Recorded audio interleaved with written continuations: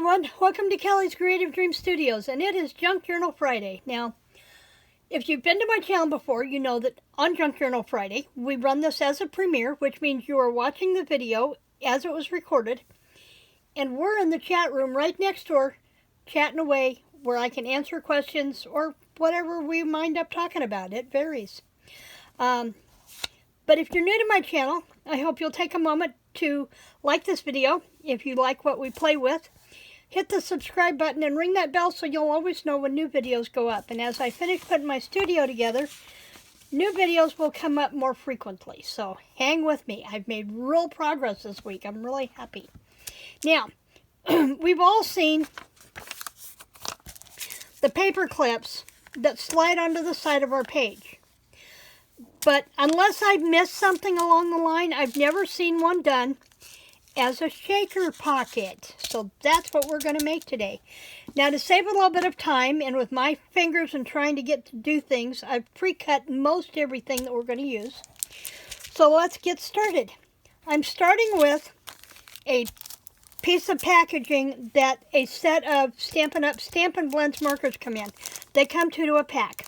And we are going to recycle this. Now this is way too long. We're cutting this down to 3 inches. So let me measure here where my, because it's the only thing I didn't prep. So we have the bag here. And then I'm using a piece of the scrapbook paper from Heart and Home paper collection that was in our January mini catalog, and I'm just going to slide it right down inside, and it fits pretty nicely there between the ceilings of the bag. Okay, now the other thing I've done is I have put together the items that we're going to put on the inside of the bag. One of them is a bee charm from Charm Me. Now I bought these at Hobby Lobby, but you can buy them by the bag if you want to do lots of things, and I think this is actually one of them that I used. I found these on Amazon, and I'll link those down below. So I have one of those. I have some yellow seed beads, some black seed beads, and the yellow seed beads are, I have some that are flat and some that are glittery. And I'm going to make noise here and see if I can get some of that stuff marked off of that bottle. And I have some silver and black confetti. And I knew I should have wiped this with a... oh, there was something wet in there. That's why that's not coming out. Well, we don't want to put wet things in there, do we? Everything else seems to want to move okay. So, there must have been something in that bottle. I thought it was an empty one when I put it over there on the shelf. But I think we've got enough in here to show off. Let me grab the black sequins. They're a New Year's Eve confetti that have black and gold and silver. And I want to put just a little bit more in that bag. So let's do this.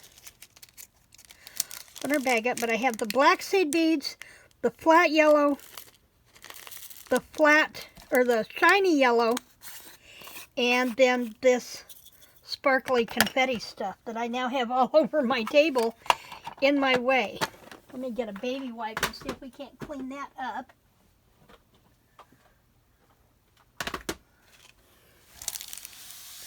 Because we don't want it all over everything else either.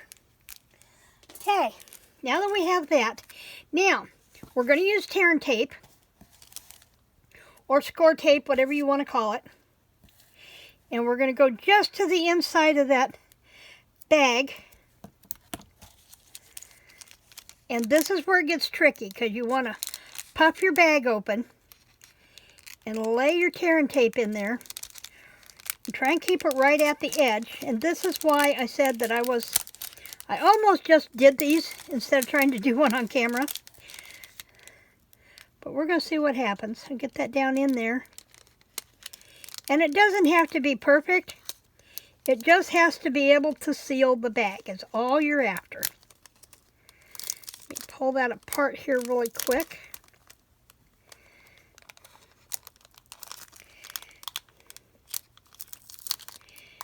Get it up here where I can see a little closer to my blind eyes. And we'll mark that down. And then we're going to come back and take that paper backing off of there, just like this. And seal that up. Okay, now we're going to flip it over because we want to work from the back. And that's one thing to be careful of. Make sure that when you do this, you're doing this with your writing on your bag on the back, or if you've got it. And then we're just going to take a couple of little pieces, little squares of the tear and tape and put them in the corners at a diagonal. Because this bag, as is too big. It's too wide to fit on a paper clip. So, we need to miter the corners a little bit. So we've got the glue on there, and just fold that down in. Now this is all going to be hidden when we put our paper on, so don't sweat it. It doesn't have to look perfect, okay? And there's that. Okay, now, pay attention to this part especially because I messed it up once. And taking it back apart and trying to fix it was interesting. So don't make my mistake. Follow what we're going to do right now. The first thing we're going to do is we're going to focus on just putting this on the front of the bag. Okay? So have your paper laid to where this is your front. And I tried to make it to where there was a B on every one of these. And I've taken the piece of the Heart and Home Designer Series paper and backed it with a piece of the Bumblebee cardstock so it had stability, okay? So there's our topper. Flip it open. And we're going to put the tear and tape just on what would be our top flap, okay? Just like that, okay? Take our paper off. I so do not get a hold of things with my fingers very well anymore. And Donna and I both have essential tremors, which does not help. Okay, so remember, there's our top. I'm going to lay this down to where it goes right there. Now, here's where you have to be careful. I'm going to put my tape down on here, and I'm also going to put it up a little ways, not too close to that crease because we don't want it catching with our paper clip. And I got that one a little close, so I'm going to come back in with my glue scissors, snip that off. Tabby's scratching at the door. She's trying to figure out why she can't be in here. Now, you have your tear and tape on here. But do not take this off yet. You need to put your paper clip in place first. To know which way to go, you want to do it to where the inside short end is facing that direction.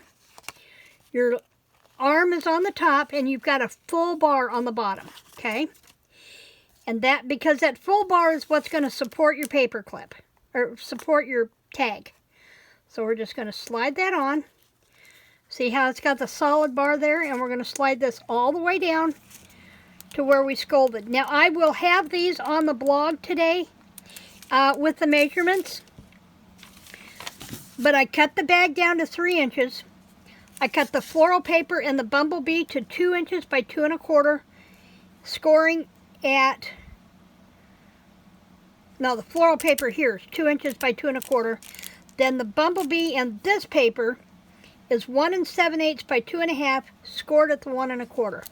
Okay, so now we know where our paper clip is. It's in place. We're good to go. So now we can come back and pick our paper off. Hopefully, sort of. So is everybody surviving in this heat? According to our local weather here in central Missouri, we have a shot at rain every day next week, but not before we have unbearable heat for the next 3 days. So, I've got to go out and water the garden tonight and see if I can pick the blister beetles off my tomatoes. Okay, so now that we've got that in place, I want to make sure that my paper clip is sitting in that groove, and then I can bend this over use my score tool to really burnish that down in good. And I did it. I put it on backwards. Ah! Man alive, I put it on backwards. No, I didn't. I'm there. I'm good. I'm good. Whew. Worried me. Okay, now I didn't like all this. Nope, it's on backwards. But that's okay. I can make it work because this paper clip will just come in. Will come in from this side of the page. Come in from the left side of the page instead of the right. So that'll work. Boy, there are some days it doesn't pay to be me. Okay, now I've taken a piece of that Designer Series paper and I've torn it to the width, and I tore it coming from the back so I didn't have to worry about distressing. I wanted it to look feathery like your shortcut grass. And we are going to glue that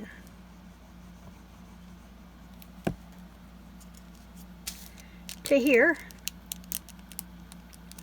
Not covering up my bee too much. And I really like to tear that off just a little bit more. Okay. Now, I used the Tombow Mono for that, but I'm going to come back with a piece of lace on here, and for that I'm going to use the fabric tack. And I'm going to run a bead of that right across there. And lay my eyelet lace on there. I like this eyelet lace because it almost looks like bee wings. I thought that was pretty cool. Okay. I'm going to trim that off just a little bit. And there we have 3 shaker cards. Shaker, take that back. Shaker paper clips for your journals. You can do this with anything. Keep in mind your packaging width because you don't want something really wide for a paper clip. I had another one here. I don't remember what I got in it, but it was a very narrow one. I think it might have been something I had stickers or something from. Or if you have a the heat tool for memory, we are memory keepers. That you could create your own seams and make your bag out of anything and make them any width that you want. So that will work too. So there's our shaker cards. Now, I have one more quick thing to show you. I have Happy Mail. And so I got this from, try and keep a hold of everything here. I got this from Dawn Marie. She is from Creative DME Designs. And I will link her channel down below. But she sent me lots of goodies. Stay close to your creative work. Creativity requires intimacy. Distance causes forgetfulness and pain. And there's a whole thing under this memory card. So she sent me some fibers. This is going to go gorgeous in my mermaid journals. This one will go good in my sea and sailing journals. And this black, we could use this in this journal. So thank you, Dawn. Lots of ends for that. And then I have this ruffle paper. And I didn't unwrap it because, but it's old. But I'm not sure exactly what it is or what it does. Oh, it is a ruffling edge. So I have this to play with. And I'm seeing the base of a journal maybe, of a ruffle edge. And then she included these 3 stickers. Think it, want it, get it. Don't grow up, it's a trap. And being an adult is like folding a fitted sheet. No one knows how. I do. I qualify with that commercial or ad or whatever the funny thing is about you have to be a witch to fold a fitted sheet. I learned how to fold a fitted sheet when I was 12. I can do it. Can you fold a fitted sheet? Let me know down in the comments below. Or do you just ball them up and stuff them in the drawer? And I have this piece of paper. This is really interesting. It crinkles. And I love it. It's got a slight texture, almost like a linen texture to it. It's like it might have been on stationery. And then she sent me this, which I love the conglomerate of this one and the colors. That will have to go in my Happy Mail journal for sure.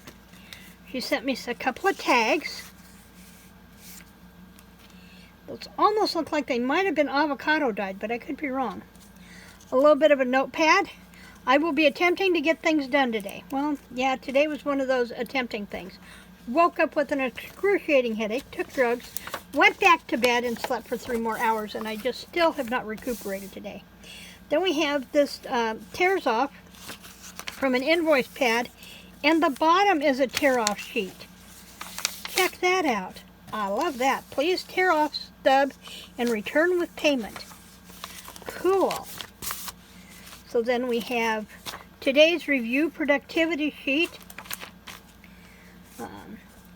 checklist from a memo pad, another set of like a weekly page thing, and then we have this one. Tic-tac-toe, anybody? I love this one.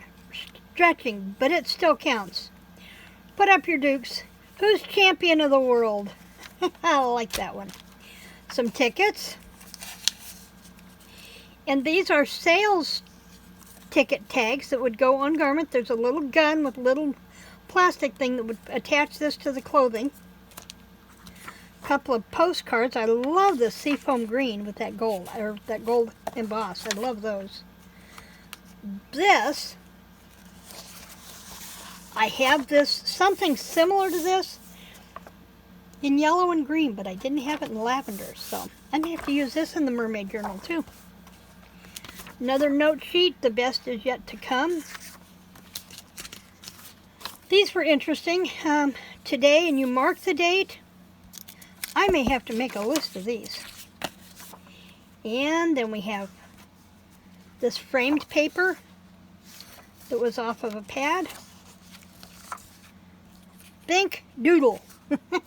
I can doodle. It's about all it looks like too, is doodling. Then there are these. And I'm thinking a page in a journal for these for sure. For sure. And they're textured, and they have almost like a scalloping to them. Those would be cool in the mermaid journal. Then we have some, this is a vintage tablet. And then there was this, the Steamboat Bill, Journal of Steamship Historical Society of America. And there's all this history about the different boats. There's a tugboat, similar to the one my husband drives. That one is called the Alice Austin. And the John Noble is in there somewhere. Or at St. George in 1986, preparing to enter service. There's all kinds of diagrams. This one would be the deck plans of the Norway, which was a cruise ship in its early days. Cruise ships don't look anything like that now, do they? I love this one. The France's first-class bar and smoking room were located aft on the upper promenade deck. The France laid up in Le Havre in June of 1975. She would languish for 4 more years before being bought by Norwegian Caribbean Lines. Nice. The Staten Island Ferry enters the 21st century. Nice, nice, nice. Love this. She says this was a weird find and she knew I'd appreciate it, and she is absolutely right. Can't wait to show this to Bob. He's going to love it. So that is it for me for Junk Journal Friday.